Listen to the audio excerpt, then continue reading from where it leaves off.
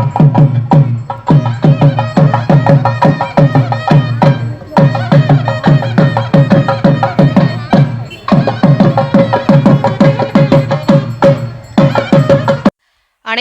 இனிய வணக்கம். அன்பின் ஆன்மீகம் யூடியூப் சேனலுக்கு உங்களை அன்புடன் வரவேற்கிறோம். இன்றைய பதிவில் நம்ம பார்க்க போகிறது பழனி கணக்கன்பட்டி சத்குருவோட ஜீவசமாதியை தான்.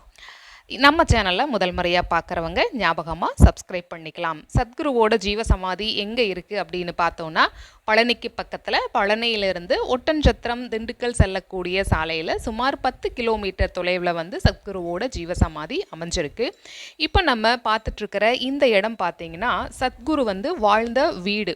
நம்ம சத்குருவோட ஜீவசமாதிக்கு போகிறதுக்கு முன்னாடி இடது பக்கம் வந்து இந்த வீடு அமைஞ்சிருக்கு. முதல்ல இங்கே தரிசனம் பண்ணிட்டு போகிறது மிகவும் சிறப்பு அப்படின்னு சொல்கிறாங்க. ஏன்னா இங்கே வந்து இருக்கக்கூடிய மரம் வந்து விரிய மரம் அப்படின்னு சொல்கிறாங்க. இதுக்கு முன்னாடி நம்ம பார்த்தோம் இல்லைங்களா, அந்த விரிய மரம்.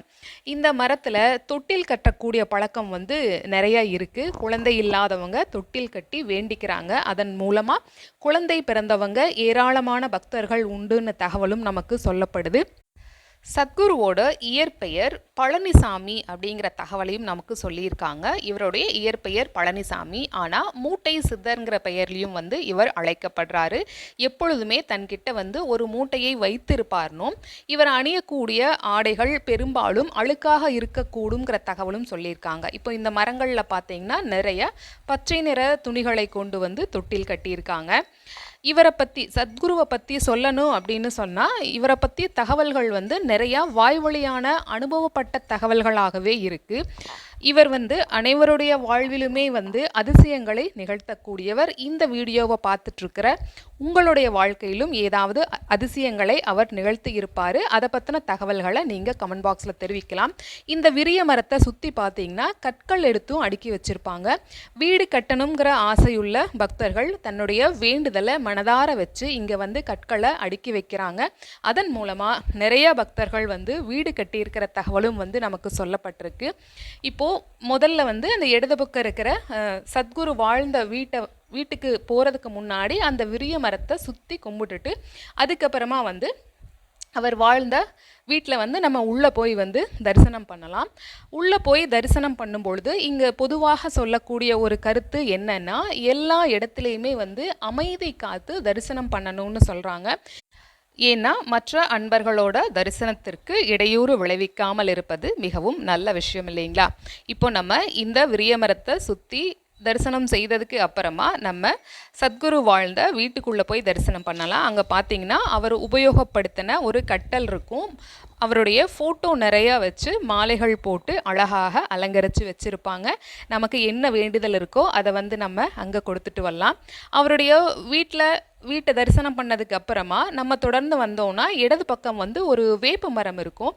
அந்த வேப்ப மரம் வந்து சத்குரு பகவான் அமர்ந்து ஞான உபதேசம் செய்த வேப்ப மரம்னு சொல்கிறாங்க. அங்கேயுமே அமைதியாக நம்ம உள்ளே போய் அந்த மரத்தை சுற்றி கும்பிட்டுட்டு நம்மளுடைய கோரிக்கைகள் ஏதாவது இருந்துச்சுன்னா தாராளமாக அவர்கிட்ட சொல்லிட்டு வரலாம். ஏன்னா அவர் இங்கே எழுதியிருக்குது பாருங்களேன், உங்கள் சுமைகளை இவ்விடத்தில் இறக்கி வைத்து விட்டு நிம்மதியாக செல்லுங்கள் என்று. அதனால் நம்ம இதை கடைப்பிடிக்கலாம். இதை வணங்கினதுக்கு அப்புறமா நம்ம வந்து நேராக ஜீவசமாதி இருக்கக்கூடிய இடத்துக்கு செல்லலாம். அமாவாசை நாட்கள்லையும் பௌர்ணமி நாட்கள்லையும் புனர்பூச நட்சத்திர நாட்கள்லையும் வந்து இங்கு சிறப்பு பூஜைகள் நடந்த வண்ணமே இருக்குது. வருடப்பிறப்பன்று தமிழ் வருடப்பிறப்பு, ஆங்கில வருடப்பிறப்புக்கு நிறைய பூஜைகள், சிறப்பான பூஜைகள் இங்கு நடைபெறும். இங்கே பார்த்தீங்கன்னா இந்த பூமாலை கடைகள் எல்லாமே நிறைய இருக்குது. அதையெல்லாம் தாண்டி நம்ம உள்ளே போகலாம். நம்ம உள்ளே போகும் பொழுது ஜீவசமாதிக்கு முன்பாகவும் உள்ளேயும் பார்த்தீங்கன்னாவே கடைகள் நிறையா இருக்குது. நம்ம சுவாமிக்கு என்ன வேணுமோ அவருக்கு உண்டான பொருட்கள் எல்லாம் இங்கே இருக்குது. அதை வாங்கி நம்ம பூஜைக்கு பயன்படுத்திக்கலாம். நம்ம உள்ளே நுழையிறதுக்கு முன்னாடி வலது பக்கமும் இடது பக்கமும் பார்த்தோன்னா ஷூ, செப்பல் இதெல்லாமே விடக்கூடிய ரேக் வந்து வச்சுருப்பாங்க. நம்ம அதில் வந்து அழகாக நம்மளுடைய ஷூக்களையும் செருப்புகளையும் வந்து அடுக்கி வைத்து விட்டு அதுக்கப்புறம் வந்து உள்ளே செல்லலாம். பெண்கள் மற்றும் ஆண்களுக்கு உண்டான கழிவறைகளும் நிறையவே இருக்குது. அதையும் வந்து நம்ம பயன்படுத்திக்கலாம். நம்ம போகிறதுக்கு முன்னாடியே இந்த கேட்டில் வந்து எழுதி போட்டிருக்காங்க பாருங்கள்.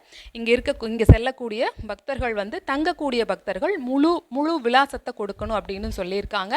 இங்கே அமைதியாக இருக்கணும், அதே மாதிரி சத்குருவோட பூஜைகள் சத்குரு யூடியூப் சேனலில் வந்து தொடர்ந்து தினமும் வந்து ஒளிபரப்பிட்டு இருக்காங்க. அதையும் நீங்கள் வந்து பயன்படுத்திக்கலாம். அதை தாண்டி நம்ம உள்ளே போனோம் அப்படின்னா வலது பக்கம் பார்த்திங்கன்னா தாய்மார்கள் பாலூட்டக்கூடிய அறை வந்து தனியாக ஒதுக்கி இருக்காங்க. இங்கே வந்து இதையும் வந்து பெண் பக்தர்கள் வந்து பயன்படுத்திக்கலாம். அடுத்ததாக நம்ம பார்த்திங்கன்னா நம்ம மொபைல் ஃபோனுக்கு ஏதாவது சார்ஜ் போடணும் அப்படின்னா அதற்குண்டான சார்ஜ் பாயிண்ட்டும் இந்த இடத்துல வந்து கொடுக்கப்பட்டிருக்கு. இப்போ நம்ம பார்க்கக்கூடிய இந்த இடம் பார்த்தோன்னா நிறைய பக்தர்கள் வந்து இது ஓய்வெடுக்கக்கூடிய இடமாகவும் இருக்குது. இரவு நேரங்களையும் வந்து பக்தர்கள் இந்த இடத்துல தூங்கிறதுக்கு பயன்படுத்திக்கலாம். இங்கு நிறைய பாய்கள் வந்து போடப்பட்டிருக்கும். நம்ம வந்து எடுத்து உபயோகப்படுத்திட்டு அதற்கப்புறமா அது எப்படி இருந்ததோ அதே மாதிரி மடித்து வைத்து விட்டு வருவது மிகவும் சிறப்பான விஷயங்களில் ஒன்று. இங்கு வருடந்தோறும் நடைபெறக்கூடிய மகா குரு பூஜை பற்றின தகவல்கள் நம்ம சேனலில் தொடர்ந்து பதிவு செய்துட்டு வர்றோம். அதையும் பார்த்து நீங்கள் பயன்பெறலாம். வருடப்பிறப்பு நாட்கள்லேயும் சிறப்பாக பூஜை நடைபெறுது இல்லைங்களா? அதே மாதிரி நவராத்திரி கொலுவும் மிகவும் சிறப்பாக நடைபெறும். நவராத்திரி நாட்களில் வந்து இங்கு கலை நிகழ்வுகளும் நடைபெறும். நம்ம அதுக்கப்புறமா சத்குருவோட ஜீவசமாதிக்கு உள்ளே போகலாம். உள்ளே போகும் பொழுதே நம்ம அமைதியான மனத்தோட அவர்கிட்ட என்ன கோரிக்கை இருக்கோ அதை வைத்து வணங்குற அளவுக்கு மன ஓர்மையோடு நம்ம உள்ளே செல்லலாம். ஏன்னா இங்கே வந்து நிறைய பக்தர்கள் வந்து வர்றாங்க. இங்கே வந்து சொல்லக்கூடிய இன்னொரு முக்கியமான விஷயம் என்னன்னா சேவை செய்வது. இங்கே சேவை செய்வது சத்குருவுக்கு மிகவும் பிடித்தமான விஷயங்களில் ஒன்றா சொல்லப்படுது. சத்குருவோட ஜீவ சமாதியில் பூஜைகள் எப்பொழுது நடக்குது அப்படின்னு பார்த்தோன்னா தினமும் அதிகாலை 5:50 மணிக்கு கோமாதா பூஜையில் ஆரம்பமாகுது. காலை 6 மணிக்கு சத்குரு பூஜை, பகல் 12 மணிக்கு உச்சிக்கால பூஜை நடைபெறுகிறது. மாலை 6 மணிக்கு சாயரட்ச பூஜை நடைபெற உள்ளது. பகவான் வந்து மகா சமாதியாகி அமர்ந்த புனித நட்சத்திரமாக சொல்லப்படக்கூடியது புனர்பூசம் நட்சத்திரம். அந்த புனர்பூச நட்சத்திர தினத்தன்றும் அமாவாசை பௌர்ணமி தினங்கள்லையுமே சிறப்பு பூஜைகள் வந்து நடைபெற்று வருது. இவரோட மகா குரு பூஜை வந்து மாசி மாதத்தில் வரக்கூடிய புனர்பூச நட்சத்திர நன்னாள்லையும் நடைபெற்று வருது. இங்கு வந்து இவரோட மகா சமாதி இருக்கக்கூடிய இடத்துல பார்த்தீங்கன்னா நிறைய தகவல்கள் வந்து எழுதி வைக்கப்பட்டுள்ளது. இவர் வந்து என்ன சொன்னாரோ அந்த வரிகள் எல்லாமே வந்து இங்கு காட்சிப்படுத்தப்பட்டுள்ளது. இதுக்குள்ளே செல்லக்கூடிய நாம் வந்து ஒவ்வொன்றா படித்து அதை வந்து நம்ம மனதில் நிறுத்தி வச்சுக்கலாம். ஏன்னா இவர் தன்னை நாடி வரக்கூடிய அன்பர்களுடைய வாழ்வில் அதிசயங்களை நிகழ்த்தக்கூடியவர். இங்கு வந்து பக்தர்கள் வீல் சேரில் செல்லக்கூடிய பக்தர்கள் யாராவது இருந்தால் இங்கே வீல் சேர் வசதியும் வந்து கொடுக்கப்பட்டிருக்கு. அதையும் நீங்கள் பயன்படுத்திக்கலாம். இங்கு உள்ளேயே வந்து பார்த்திங்கன்னா சத்குருவோட படம் பொதிக்கப்பட்ட டாலர்கள் இருக்குது, ஃபோட்டோஸ் இருக்குது, அண்ட் டைரி, கேலண்டர் இதெல்லாமே இருக்குது. சத்குருக்காகவே எழுதப்பட்ட நிறைய பாடல்களும் உண்டு. அந்த பாடல்களையுமே நம்ம கேட்டு பயன்பெறலாம். ஏன்னா அவருடைய பாடல்கள் அவருடைய அதிசயங்களை சுமந்து வரக்கூடிய பாடல்களை கேட்டாலே நமக்கு வந்து மன அமைதி வந்து கிடைக்குது. இன்னொரு தகவலும் சொல்கிறாங்க. இப்போது நம்ம இங்கே பார்த்துட்ருக்கிற இந்த இடம் பார்த்தீங்கன்னா நம்ம அன்னதான கூடம் இருக்கு இல்லைங்களா, அதுக்கு முன்பாக இருக்கக்கூடிய இடம். அன்னதானம் சாப்பிட்டு முடித்து விட்டு ஏதாவது நமக்கு நன்கொடை கொடுக்க விருப்பம் இருந்தால் பக்தர்கள் வந்து இந்த இடத்துல வந்து நம்முடைய நன்கொடைகளை வந்து பதிவு செய்யலாம். உணவு உண்ணும் பொழுது இன்னொரு முக்கியமான விஷயம் என்ன சொல்லப்படுது அப்படின்னா, நாம் சாப்பிடக்கூடிய உணவு வந்து அங்கு மருந்தாக மாறுது. நம்மளுடைய உடம்புல என்ன வியாதி இருந்தாலும் நாம் மனதார அது நீங்க வேண்டும்னு நினச்சி அதை சாப்பிடும் பொழுது சத்குரு வந்து அதை நீக்கி கொடுக்குறாரு. நம்ம பெற்றுக்கொள்ளக்கூடிய உணவை வேஸ்ட் பண்ணாமல் முழுமையாக சாப்பிடணுங்கிறது வந்து இங்கு வைக்கக்கூடிய கோரிக்கை. உண்மைதான். எந்த உணவும் வந்து தயவு செய்து வேஸ்ட் பண்ண வேண்டாம். உணவு கூடத்துக்கு செல்லக்கூடிய அன்பர்கள் தாங்கள் சாப்பிட்ட தட்டுக்களை வந்து அழகாக நீட்டாக கழுவி அதுக்கு கொடுக்கப்பட்ட ரேக்கில் வந்து நம்ம தாராளமாக அடுக்கி வைக்கலாம். சத்குருவை மனதார வேண்டக்கூடிய பக்தர்கள் சொல்லக்கூடிய இன்னொரு விஷயம் என்ன அப்படின்னு பார்த்தோன்னா, நாம் அவரை மனதார வேண்டிட்டு இல்லத்திற்கு வரும் பொழுது நமக்கு பட்டாம்பூச்சி மூலமாக அவர் நான் உங்கள் கூட தான் இருக்கேன் அப்படின்னு உணர்த்துறாருன்னு சொல்கிறாங்க. நம்ம இல்லத்திற்கு பட்டாம்பூச்சி வந்தாலோ அல்லது இந்த பச்சை கலரில் இருக்கக்கூடிய வெட்டுக்கிளி, இந்த தயிர் பூச்சின்னு சொல்லுவாங்க இல்லைங்களா, அந்த மாதிரி வெட்டுக்கிளிகள் வந்தாலும் அதுவுமே வந்து சத்குரு நம்மளுடைய இல்லத்துக்கு வந்திருக்கிறாருங்கிற அறிகுறின்னு பக்தர்கள் வந்து சொல்கிறாங்க. இங்கே வந்து சத்குருவோட ஜீவ சமாதிக்கு வார இறுதி நாட்களில் வந்து நிறையா கூட்டங்கள், பக்தர்கள் கூட்டங்கள் அதிகமாக இருக்குது.